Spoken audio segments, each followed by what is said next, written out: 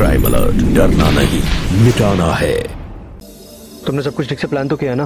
हाँ, तुम बिल्कुल भी टेंशन मत लो, बस मैं जैसा कहती हूँ वैसे करते जाना, ठीक है?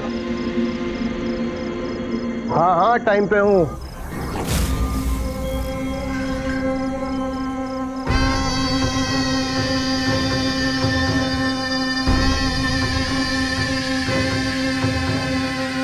एक खून करना है।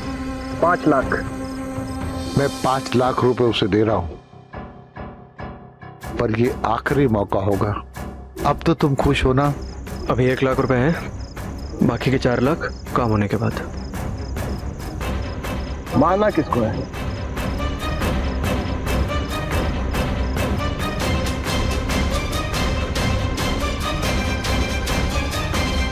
हो जाएगा।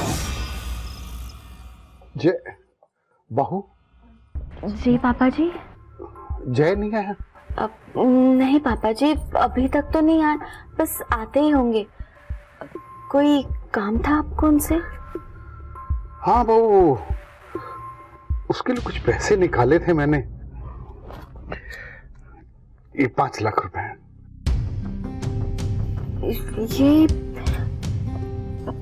किस लिए पापा जी? बेटा वो जय है ना, उसको नया बिजनेस शुरू करना था, उसके लिए है। एक मिनट बहू, तुम उसको मत बताना, कल सुबह मैं खुद उसको बता दूंगा, ठीक है? ठीक है पापा जी।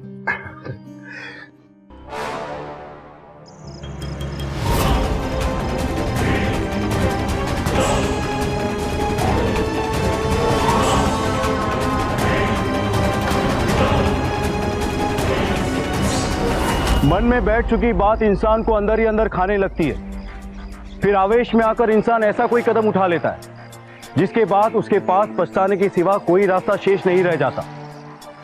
जय भी आवेश में आकर ऐसा ही कोई कदम उठाने जा रहा था, लेकिन सवाल यह था कि जय के इस आवेश का शिकार आखिर कौन होने वाला था।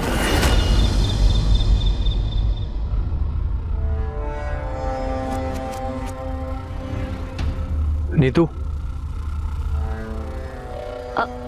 जी कहिए ना। आज नींबू पानी पीने का मन है। हाँ, बस अभी बना देती हूँ मैं आपके लिए। ठीक है, मैं अपने कमरे में हूँ।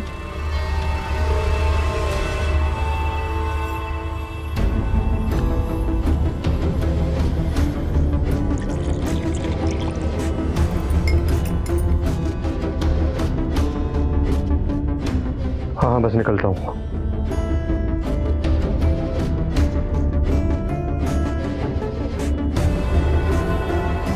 लीजिए।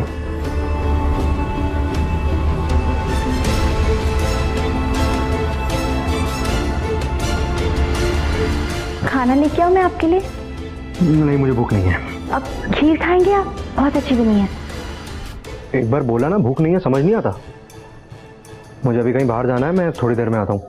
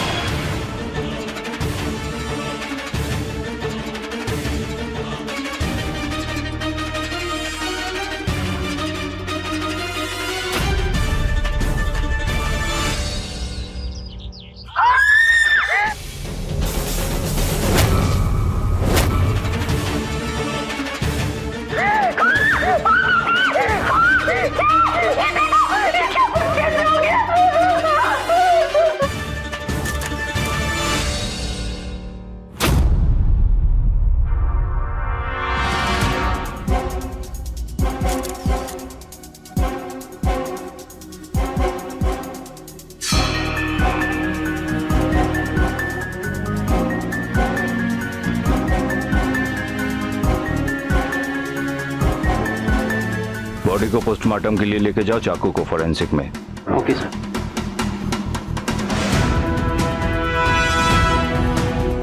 क्या हुआ था कल रात को? पता नहीं इंस्पेक्टर साहब, हम सब तो सो रहे थे, लेकिन जब नीतू पापा के रूम में आई तो अचानक से। देखिए, घर में कोई फोर्स एंट्री नहीं हुई है। इसका मतलब घर का ही कोई मेंबर होगा, या फिर ऐसा कोई आदमी जो घर में आसानी से आ जा सकता है। एक ही तो है इस घर में जिसे बाबूजी के मरने के बाद चैन मिलेगा।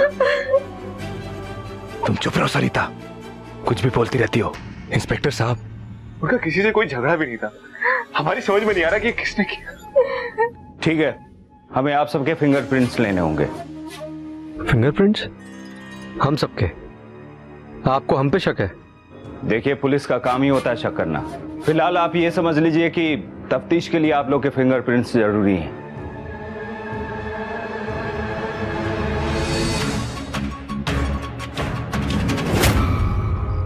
मेरी अर्जी सरकार तक पहुंचा दीजिए मोहन बाबू। मेरे पिताजी के जाने के बाद मैं अनाथ हूँ। फिर इस दुनिया में और उनके बाद ख्याल रखने वाला कोई नहीं है। बस आज ये समझ लीजिए कि मेरे नौकरी नहीं मिली ना तो मैं सड़क पे आ जाऊंगा। आपका काम हो जाएगा बेटा। मृतक आश्रित होने के कारण आपको आपके पिता के विभाग की सरकारी नौकरी मिल जाएगी। बस ये अर्जी आगे बढ़ाने के लिए साहब लोगों की जेबें गर्म करनी होगी। उसकी चिंता आप मत कीजिए, वो हो जाएगा। जी, आपको जितने भी पैसों की जरूरत है, जो भी चाहिए, मैं आपको सब देने के लिए तैयार हूँ। बस मेरा ये काम करवा दीजिए। तो जाइए, आप सब खुशियां मनाइए। सरकारी नौकरी समझ लो मिल गई आपको। अच्छा जी मोहन जी, आपका बहुत बहुत शुक्रिया।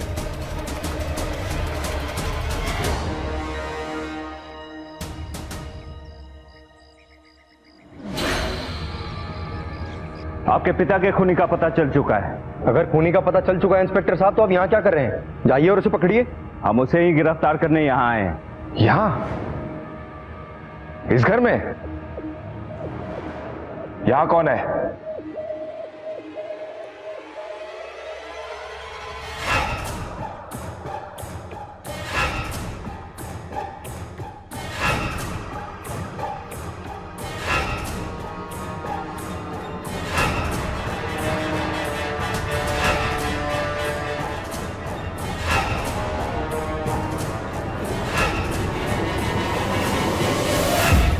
ये है आपके पिता के खूनी।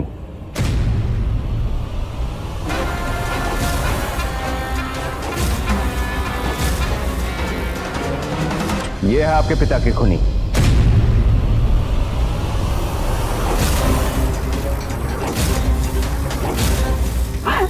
इंस्पेक्टर साहब, आपसे जरूर कोई भूल हुई है।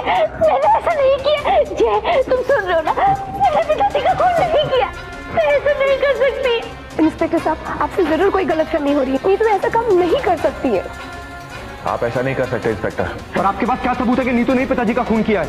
देखिए, हमें जो चाकू मिला था उस पे इनके फिंगरप्रिंट्स मिले, और अब आगे जो कुछ भी होगा वो अदालत तय करेगी। तो उंगलियों के निशान किसी और के भी हो सकते हैं? देखिए, फॉरेंसिक से जो रिपोर्ट आई है उसके हिसाब से इनके फिंगरप्रिंट्स मिले। हमें इन्हें लेके जाना होगा। लेके चलो इन्हें।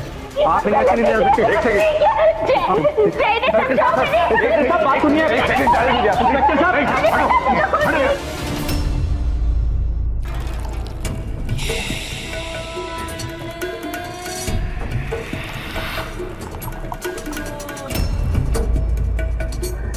Cheers.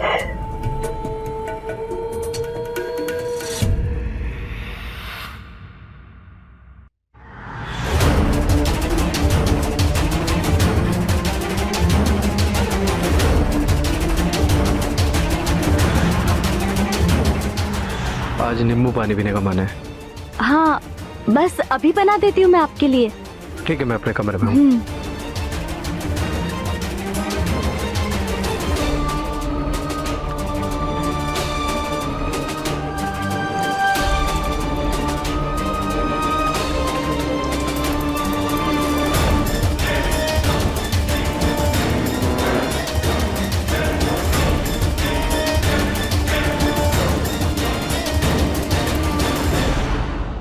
जो होता है अच्छे के लिए होता है जय।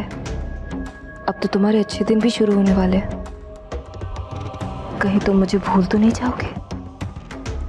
तुम ऐसा सोच भी कैसे सकती हो पायल? आज जो कुछ भी है सब तुम्हारी वजह से तो है। मैं तुम्हें कभी नहीं भूल सकता।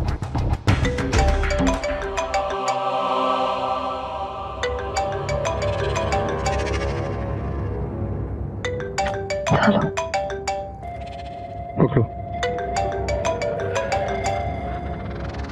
साहब अगर आपका जश्न मन गया हो तो मेरे बाकी के 4 लाख भी दे दो, याद है ना? भाई अभी नौकरी मेरी नहीं लगी है। एक बार 1-2 दिन में मेरी नौकरी लग जाए उसके बाद फिर मैं आपके सारे पैसे लौटा दूंगा। 1-2 दिन में अगर मेरे पैसे नहीं मिले ना तो आपके जश्न को मैं मातम में बदल दूंगा। एक बार आप मेरी बात। फोन काट दिया। तुम्हारी रिलैक्स।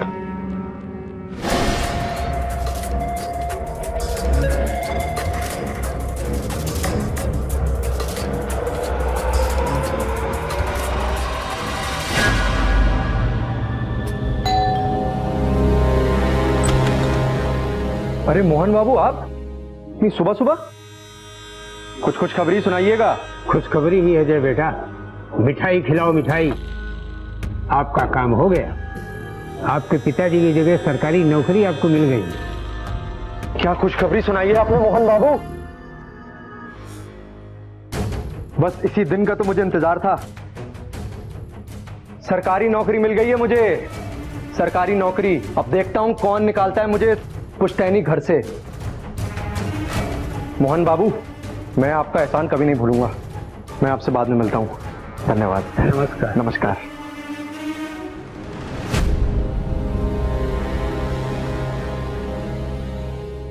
पायल एक बार मुझे सिर्फ इतना बताओ जय, अपनी बीवी को तलाक देकर तुम मुझसे शादी कब कर रहे हो? तुम एक बार माहौल को ठंडा तो होने दो।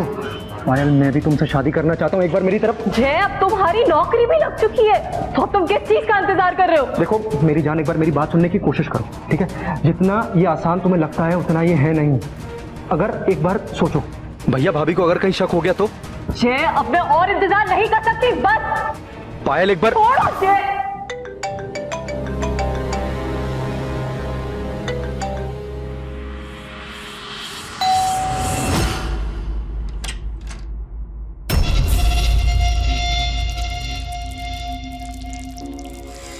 जय है? नहीं, जय तो घर पर नहीं है। आप कौन? कब तक आएगा? मुझे नहीं पता। क्या काम था? कुछ नहीं, बस पर्सनल कुछ था। आएगा तो कहिएगा कि फोन उठा ले, वरना प्रॉब्लम हो जाएगी। प्रॉब्लम? लेकिन आप है कौन? बता दीजिएगा बस।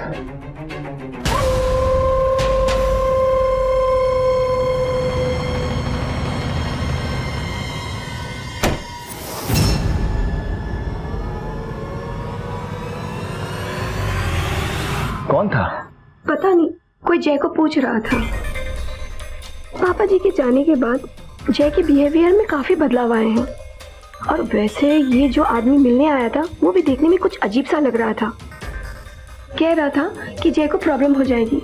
और ऐसी कौन सी बात है जो जय को प्रॉब्लम हो सकती है? मैं भी कुछ दिनों से देख रहा हूँ कि पापा जी के जाने के बाद जय के चेहरे पे कोई अफसोस नहीं है। यहाँ तक कि उसकी पत्नी नीतू जेल में बंद है, वो अब तक उसे मिलने नहीं गया। आपको क्या लगता है पापा जी का खून नीतू ने ही किया होगा?